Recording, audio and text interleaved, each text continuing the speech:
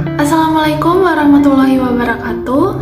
Kami dari kelompok 4 ingin mempresentasikan hasil kerja dari kelompok kami, yaitu yang berjudul Audit Sampling for Test Control atau Sampling Audit untuk pengendalian pengujian.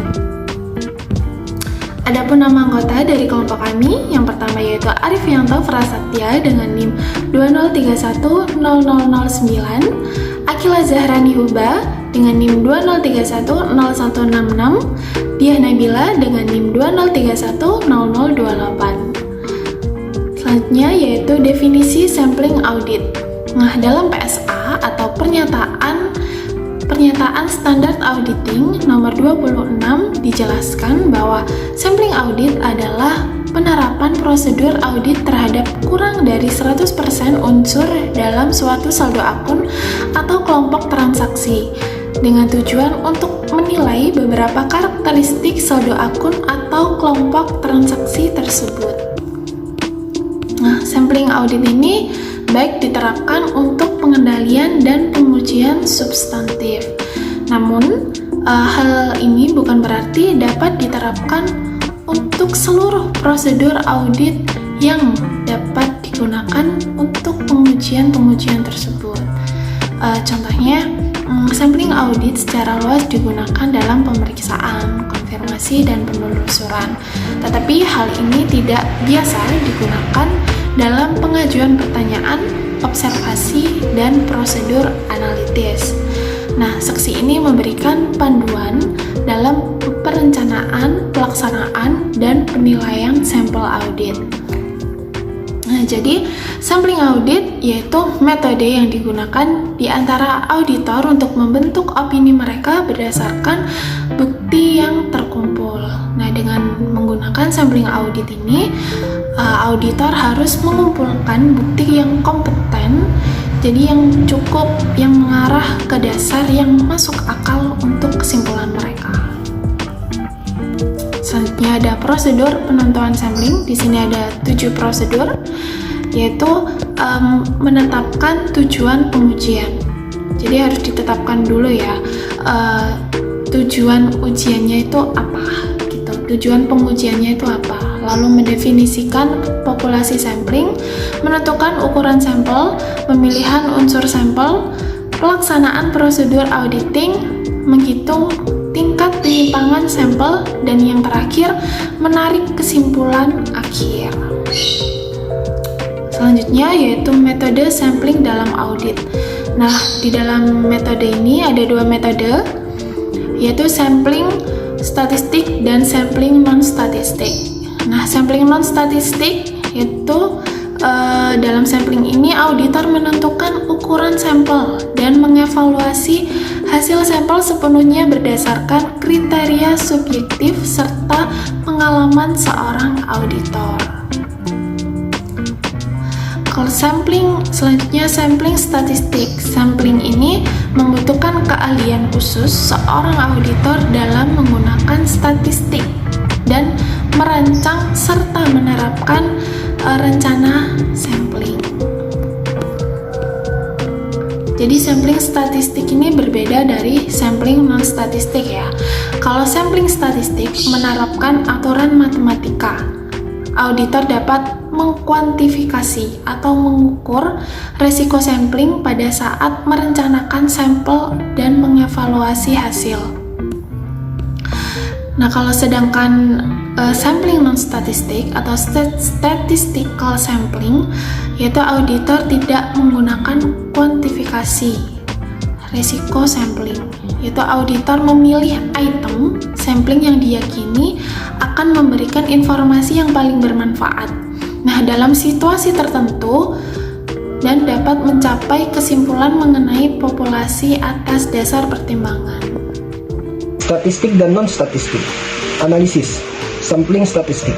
Menggunakan rumus atau formula statistik sehingga adjustment yang akan digunakan harus dikuantitatifkan dahulu sesuai dengan kebutuhan formula. Sampling non-statistik. Tidak menggunakan rumus atau formula statistik sehingga adjustment yang akan digunakan tidak perlu dikuantitatifkan. Pemilihan sampling harus acak atau random. Sampling statistiknya. Sampling non-statistik boleh acak, boleh pula tidak acak. Sampling dan resiko audit. Ketidakpastian yang melekat dalam audit sering disebut resiko audit. Sampling audit menerapkan dua komponen resiko audit. Resiko dan sampling audit. Resiko pengendalian. Risiko bahwa pengendalian intern tidak dapat mendeteksi atau menghindari salah saji material dalam asersi laporan keuangan. Resiko deteksi.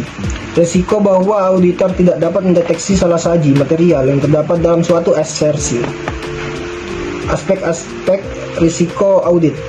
Risiko sampling. Risiko bahwa kesimpulan auditor didasarkan pada suatu sampel berbeda dengan kesimpulan jika prosedur audit yang sama diterapkan pada keseluruhan populasi. Risiko dan sampling. Risiko kekeliruan auditor dan timbul dari kemungkinan auditor mengambil dan sampel dari populasi yang salah untuk pengajuan asersi. Tidak dapat menemukan salah saji pada saat penerapan prosedur audit. Salah menerjemah hasil audit. Pengujian pengendalian atau test of control. Test of control adalah salah satu unsur kegiatan pemeriksaan intern yang bertujuan untuk menentukan dan mengawasi apakah pelaksanaan aktivitas dalam perusahaan telah dilaksanakan sesuai dengan prosedur dan kebijakan yang telah ditetapkan perusahaan. Sedangkan menurut Arens, test of control adalah prosedur audit untuk menguji efektivitas operasional dari pengendalian dalam mendukung pengurangan resiko pengendalian yang dinilai. Tujuan dari test of control yang pertama adalah menentukan dan mengawasi apakah pelaksanaan aktivitas-aktivitas dalam perusahaan telah dilaksanakan sesuai dengan prosedur dan kebijakan yang telah ditetapkan oleh perusahaan. Yang kedua, menguji efektivitas operasional dari pengendalian dalam mendukung pengurangan resiko pengendalian yang dinilai. Unsur-unsur desain test of control. Unsur-unsur perancangan pengendalian. Yang pertama, sistem akuntansi. Yang kedua, unsur pengendalian intern. Yang kedua, kuesioner pengendalian intern. Yang keempat, program pengendalian intern. Tahap-tahap dalam test of control. Menurut Mulyadi, tahap-tahap dalam melakukan test of control atau pengujian pengendalian adalah sebagai berikut. Yang pertama, telaah dan review pengendalian intern yang sudah digariskan. Yang kedua, verifikasi pendahuluan pengendalian yang sudah digariskan. Yang ketiga, evaluasi konseptual atau evaluasi pendahuluan atas pengendalian. Yang keempat, pelaksanaan prosedur-prosedur ketaatan. Yang kelima, evaluasi akhir pengendalian intern. Sedangkan menurut Arens, ada 4 prosedur untuk pengujian pengendalian, yaitu melakukan wawancara dengan personil klien yang sesuai. Yang kedua, menguji dokumen, arsip, dan catatan. Yang ketiga, mengamati aktivitas yang terkait dengan pengendalian. Yang keempat, melaksanakan kembali prosedur klien. Program test of control siklus penjualan menurut Arens yang diterjemahkan oleh Amir Abadi Yusuf adalah sebagai berikut. Yang pertama, periksa salinan faktur penjualan dan peranan pelanggan pendukung. Yang kedua, periksa integritas umum faktur penjualan. Yang ketiga, periksa cetakan transaksi yang ditolak oleh komputer karena mempunyai nomor pelanggan yang tidak absah. Amati apakah laporan dikirim dan diperiksa berkas korespondensi dengan pelanggan. 4. Periksa dokumen untuk persetujuan yang pantas pada persetujuan penjualan secara kredit sebelum mengirimkan dilakukan pengiriman barang dan penentuan harga dan syarat, ongkos angkut, serta potongan. Yang kelima, periksa integritas urutan dokumen pengiriman. Yang keenam, periksa integritas urutan faktur penjualan. Yang ketujuh, periksa verifikasi. Yang kedelapan, periksa berkas batch total untuk adanya inisial pengendalian data, bandingkan totalnya ke laporan EGSAR. Yang kesembilan, telaah kecukupan bahan perkiraan. Yang ke-10, periksa indikasi adanya verifikasi intern untuk dokumen terkait. Yang ke-11, periksa dokumen untuk pengiriman yang belum ditagih dan penjualan yang belum dicatat. 12. Amati apakah laporan dikirim. Yang ke-13, periksa inisial dalam perkiraan buku besar yang mengindikasikan adanya perbandingan. Sekian presentasi dari kelompok kami. Jika ada salah kata, mohon dimaafkan. Jika ada pertanyaan, silakan komen. Jangan lupa di like. Terima kasih.